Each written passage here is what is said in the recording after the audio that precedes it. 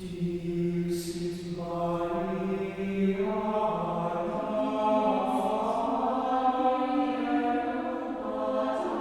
you can think of one of the more inspiring stories that you've had in terms of converting someone or converting a priest, and then and share it with us. But I'll give you a chance to think about it. Are you ready?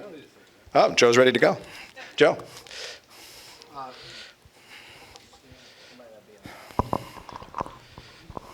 Well, there's a parish in the diocese that we were calling on. And it was probably the most faithful parish in the diocese.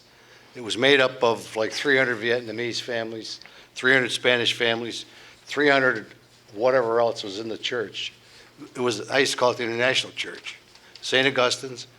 In fact, what they did was they had the Stations of the Cross, and they were doing them all over, and the Spanish would do number 1, and then the Africans do number 2. They go all the way around the church.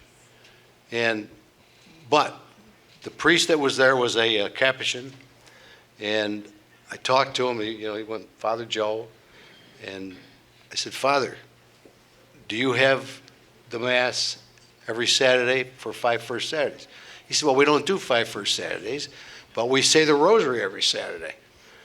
And I looked at him and I said, well, that doesn't make any sense. Why don't you say the Mass and the Rosary? So he says to me, he says, well, I said, your Mass doesn't take that long. I mean, it's the Novus Ordo Mass, and it doesn't take that long. So say the Mass and say the Rosary, and do your Rosary too, but have the 5 First Saturdays.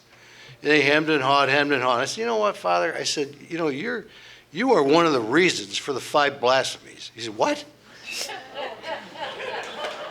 I said, Father, Our Lady is asking you to do this, and you're not doing it. So how can you talk like this? So anyway, we exchanged a few more words, and I left. So about 3 weeks later, he calls me up, and he says, we're having Mass on Saturday. We're having 5 First Saturday Masses. I said, great, that's great. So then he calls me up another 3 or 4 weeks, because we had Our Lady of Fatima statue too. He says, can you bring the statue over to the church for August 15th? Sure, would love to. So he calls me up again. Well, we brought the statue over like 3 days before that. And then he says, you mentioned the scapulars too. I said, yeah, that's part of the program. That's what you got to do. You got to have scapulars too. He said, well, we don't have any scapulars. So because I'm involved with the Fatima Center, I always have like 1,000 or 2,000. So I said, how many you need? He said, I don't know, 300. So I gave him 300. So I see him a week later to pick the statue up, and he says to me, he says, you won't believe this. I said, what? He said, we had a vigil on the 14th of August, and he said, I told all the constituents that I'm going to enroll you in the scapular program.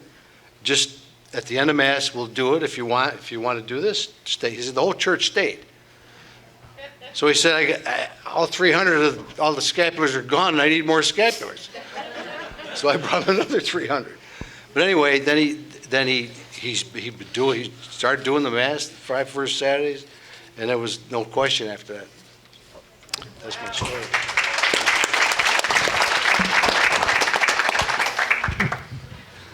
I have a story actually about a brown scapular being ordered by a lady who at the back of her church just saw one of our little pamphlets. For a free brown scapular, please write to the Fatima Center.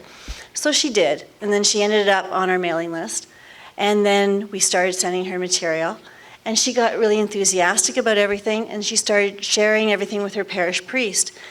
Now that parish is so involved that the Knights of Columbus are printing out little forms that people can fill out to join their parish 54-day rosary novenas.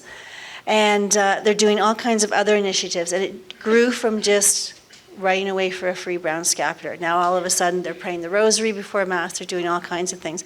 So it just goes to show how just that one little moment of grace can lead to a lot bigger things. There's also a lot of stories that I had at World Youth Day, so you guys can always watch the videos for that because that gets a bit too long. I am going to share a story. I don't know if you will believe it or not. It's entirely up to you whether you do or not, but the lady who told me the story was very sincere. and it actually inspired me. But you're free to believe it or not believe it. This is what she told me. She was in charge of a rosary rally in her church in California. And so she was phoning to order, little goodie bags, things for goodie bags, rosaries, scapulars, prayer cards, things like that. And then she told me a story. She said, I had a bit of a bout with cancer. I said, I'm sorry to hear that. And she said, well, I have to tell you this story. She said, I was going to go into the hospital for surgery. And she said, my sister who lives in another state, she said, I'm going to go to Mass for you and pray for you. And she said, I have to tell you, she said, I'm always talking about Fatima, and all my siblings are like, oh, there she goes again, and they just kind of write her off. So anyway, she goes into the hospital and she has this dream. And she dreamt that Our Lady appeared to her. And then behind Our Lady was a woman working in the garden, but she couldn't see her face very clearly. And her first thought was, have I died? And is Our Lady taking me to heaven? But then she woke up. And then the doctor came in and said, you're cancer-free. And that should be the climax of the story, but it's not. So she ends up phoning her sister and telling her this. And her sister, of course, is very happy. She says, I have to tell you a story. She says, I went to Mass for you. And she said, I got invited by these people to participate in a procession in honor of Our Lady. So I have to assume, since she was phoning me in the fall, that this happened in August for the Assumption of Our Lady. And she said, so after we did the procession, she said, we went back for refreshments, and I was talking to the gentleman who was taking care of the statue. And I was telling him about you and saying, can you please pray for my sister because she has cancer? And the man looked directly into her face.